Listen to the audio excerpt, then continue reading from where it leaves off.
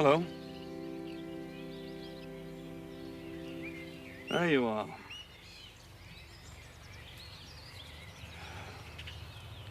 Oh, come on.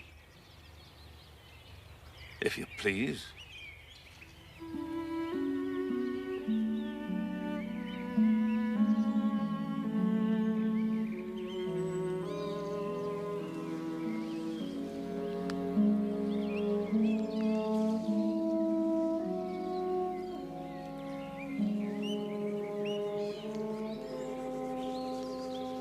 And this is Jane Eyre.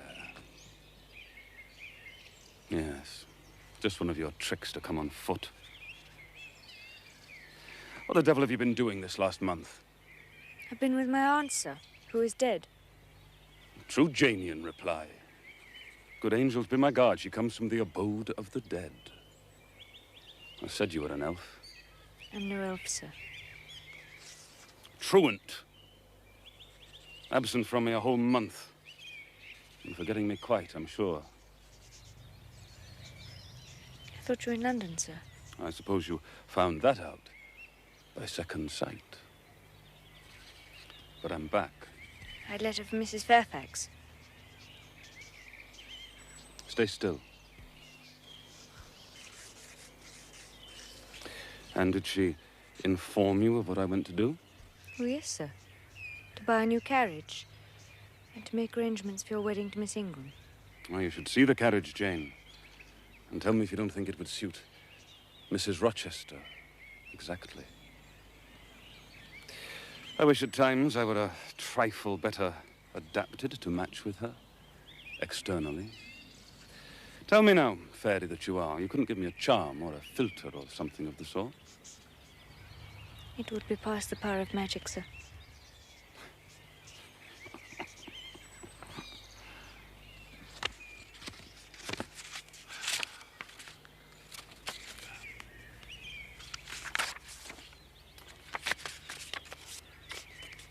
Off with you, then. Go and stay your weary little wandering feet at a friend's threshold.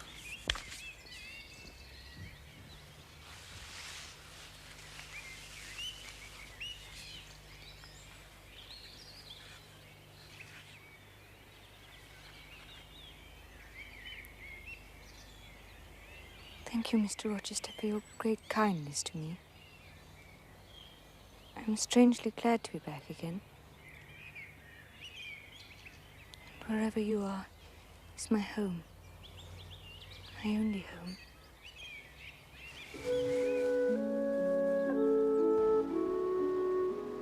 A fortnight of dubious calm followed. Nothing was said of the master's marriage. I saw no preparations. Mrs. Fairfax knew nothing. Strangest of all, he never rode over to Ingram Park. Then one morning he summoned me to the drawing room.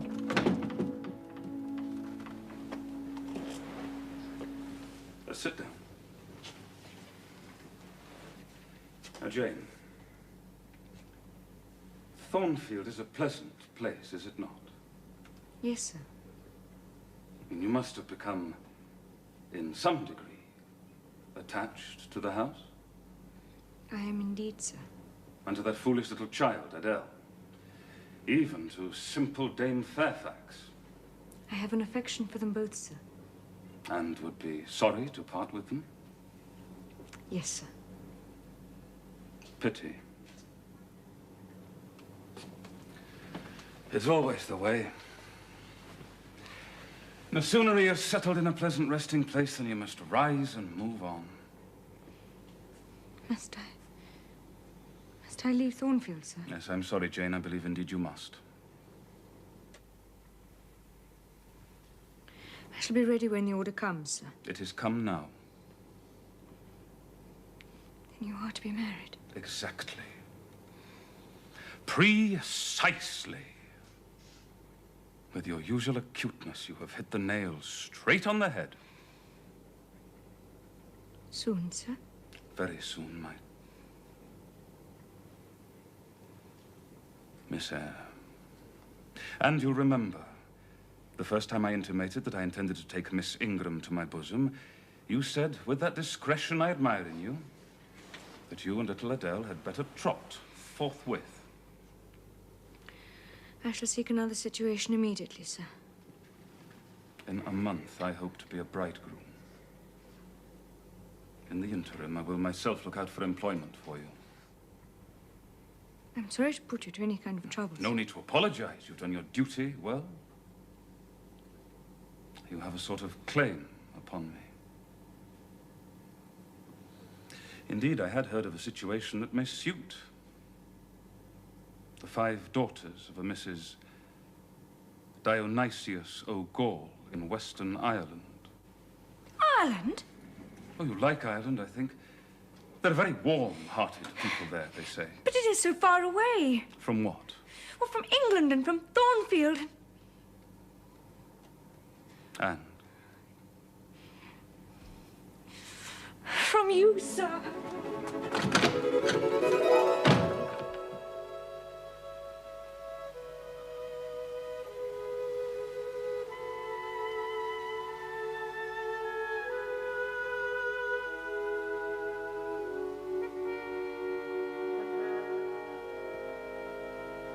We've been good friends, Jane.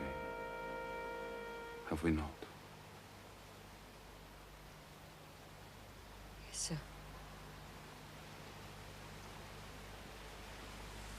And then we shall sit together in peace tonight. Even if we should be destined never to do so again. It's a long way to Ireland. I'm sorry to send my little friend on such weary travels, but if I cannot do better, how's it to be hoped?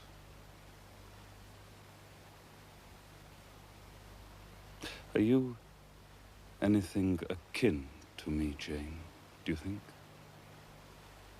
Because I have a strange feeling with regard to you.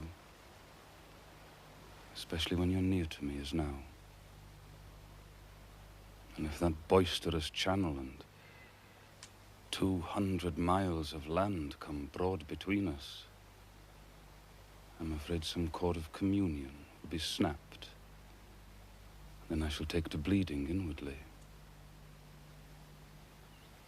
As for you, you'd forget me. That I never should, sir. Do you hear the nightingale singing in the wood? Listen. I wish I'd never been born. I wish I'd never seen Thornfield. No, because you're sorry to leave it? I love Thornfield. I love it because in it I've lived a full and delightful life. I've not been trampled upon. I've talked face to face with what I reverence, with what I delight in. I've known you, Mr. Rochester.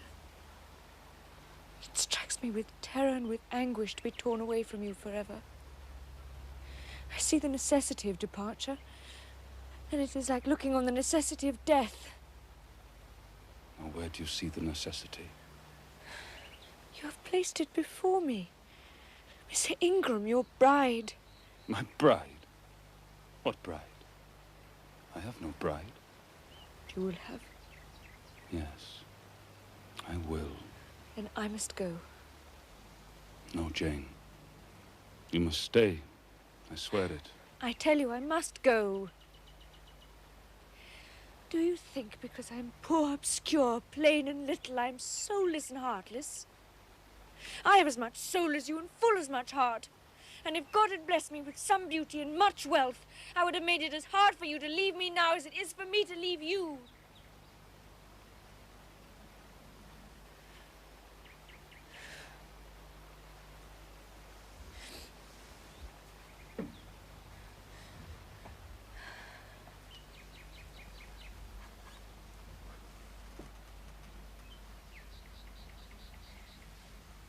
It is my spirit which addresses your spirit.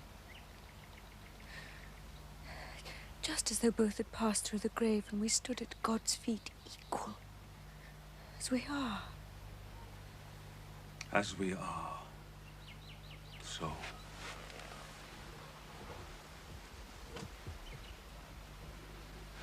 so, Jane? You are a married man, or as good as married. Married to one inferior to you, whom I do not believe you truly love.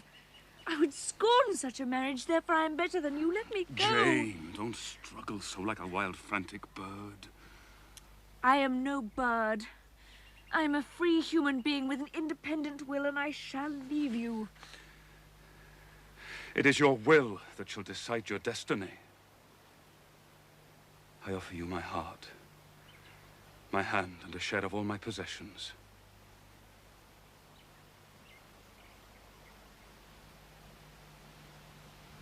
You play a farce with me. I ask you to pass through life at my side, to be my second self and best earthly companion. Come, Jane. Come hither. Your bride stands between us. My bride is here, because my equal is here. And my likeness. Jane, will you marry me? Do you doubt me, Jane? Entirely. You have no faith in me? Not a whit.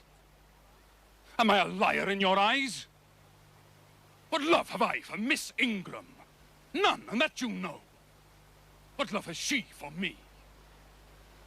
I shall never marry that mercenary.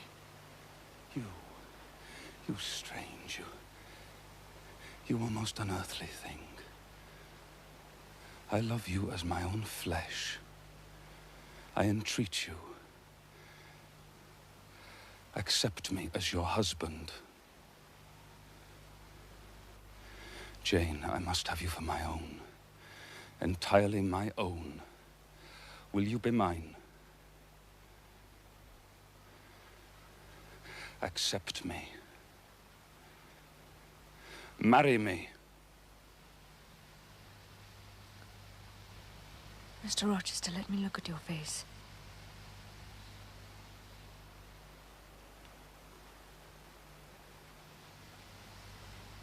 Are you in earnest? Do you truly love me? Do you sincerely wish me to be your wife? I do. And if an oath is necessary to satisfy, I swear it. Then, sir, I will marry you. Make my happiness. I will make yours.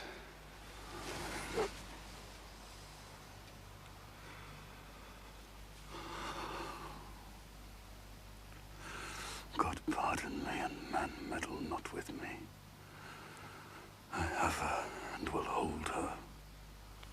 Edward, there is no one to meddle. I have no kindred to interfere. No. That's the best of it. Are you happy, Jane? Yes. It will atone. It will atone. My love and constancy will expiate. God will judge me kindly. For man's opinion, I defy it. Edward?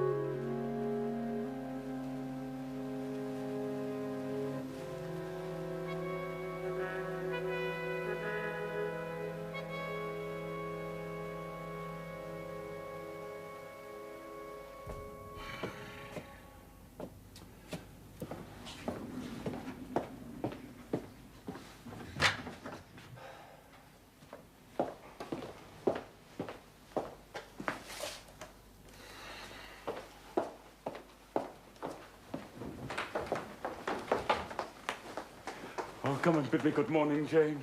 Oh, you look blooming and smiling and pretty, truly pretty this morning. Is this my pale little elf? Is this my mustard seed? It is Jane Eyre, sir. Soon to be Jane Rochester. In 4 weeks, Janet, not a day more. What, you're blushing? What's that for? Jane Rochester, it seems so strange. Yes, Mrs. Rochester. Edward Fairfax Rochester's girl bride. Human beings never enjoy complete happiness in this world. I'm no exception. It's a daydream. Which I can and will realize. I wrote this morning to my banker in London to send me certain jewels he has in his keeping. I shall pour them into your lap. No. I shall hang diamond chains around your neck. Oh, please do not speak to me as though I were a beauty. I am your plain Quakerish governess. You are a beauty in my eyes. And I shall make the world acknowledge you a beauty. And then you won't know me. I shan't be Jane Eyre any longer. I don't speak to you as though you were handsome, though I love you dearly. Too dearly to flatter you. Please, don't flatter me. Please, don't send the letter.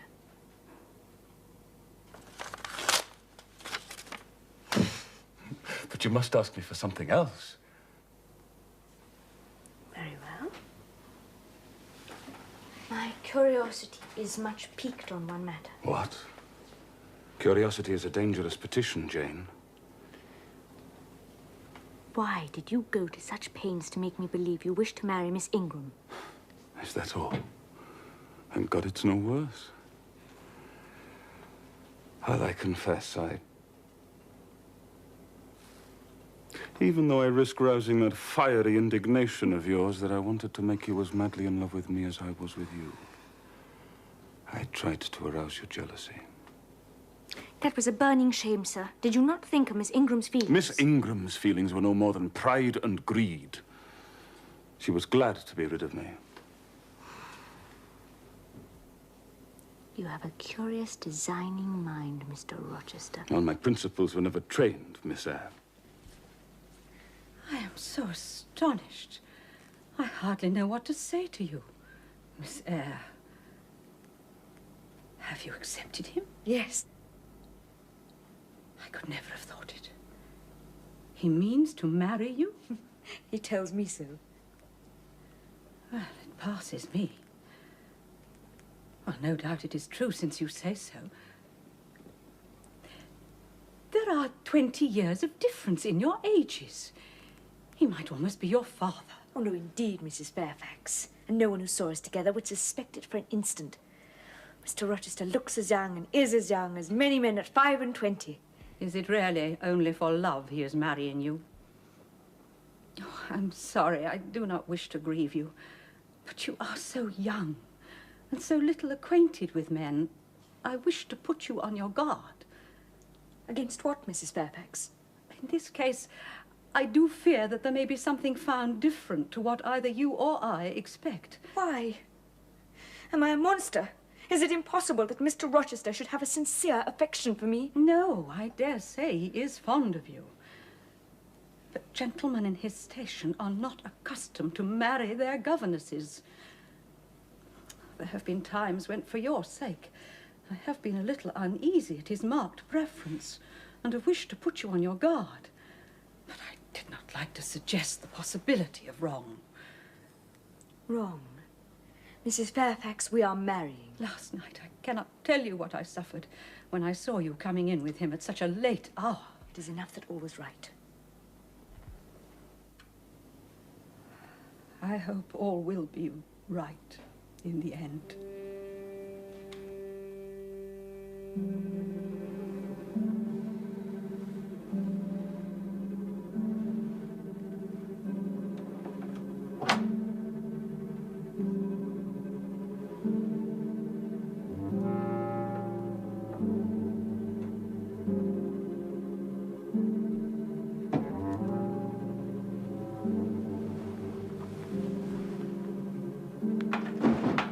Sophie? Is that you?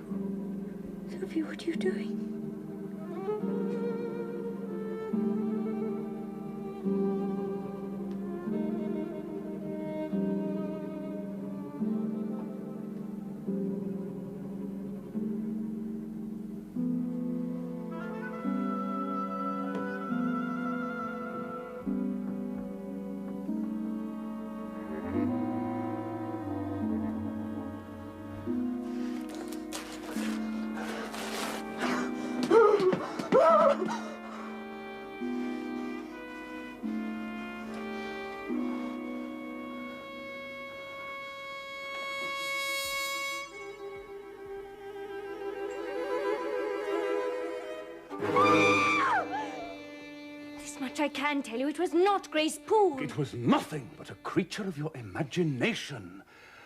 Oh, I must be careful of your nerves, my treasure. Sir, the thing was real. And your dreams beforehand, were they real? Now, is the hall a ruin? You had another dream, Jane. And this veil, your special gift to me.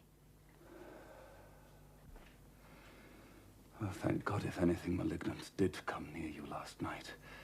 It was only the veil that was harmed. Oh, think what might have happened. Oh, but tell me who or what that woman was. Now, Jane, I'll tell you. It was half dream, half reality. Look, clearly a woman entered your room last night. That woman was Grace Poole. You said yourself she's a strange creature. Now, what did she do to me? To Mason? You were between sleeping and waking. You were feverish, almost delirious after that dream, and you saw her in a goblin shape. Horrible features, quite different to her own. You had a nightmare, Jane. But the spiteful tearing of the veil is real, and it is like her. Then why do you keep... I think you would ask me yet again why I keep such a woman in my house!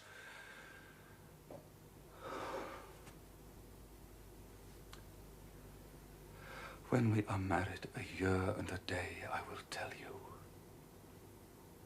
Not before.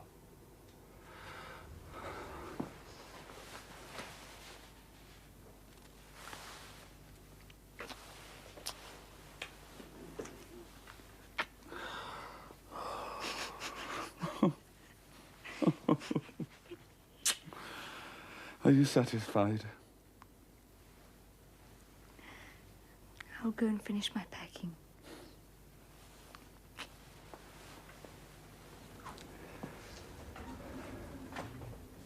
Oh, wait.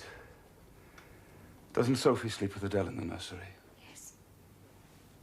You'd better share it with them tonight, Jane. I will do so gladly. And lock the door on the inside.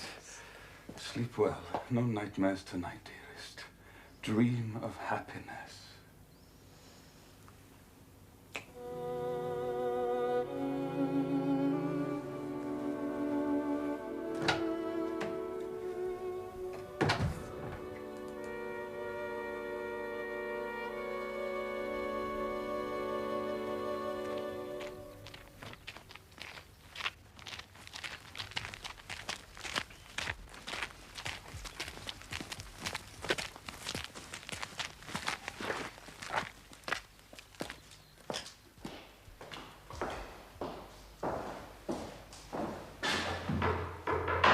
Welcome, sir.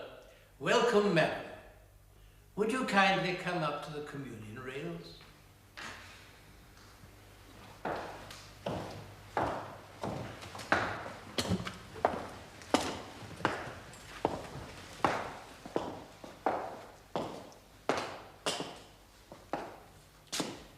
This is a most happy occasion.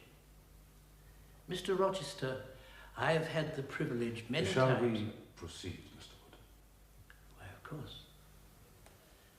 Dearly beloved, we are gathered here in the sight of God and in the face of this congregation to join together this man and this woman in any just cause why they may not lawfully be joined together. Let him now speak, or else hereafter ever hold his peace.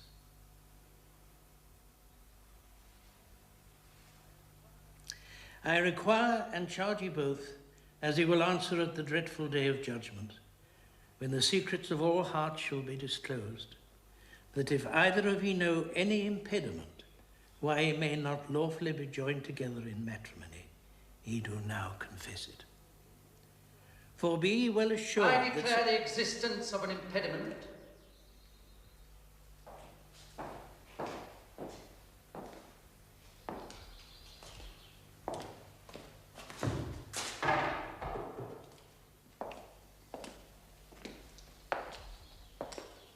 Marriage cannot go on.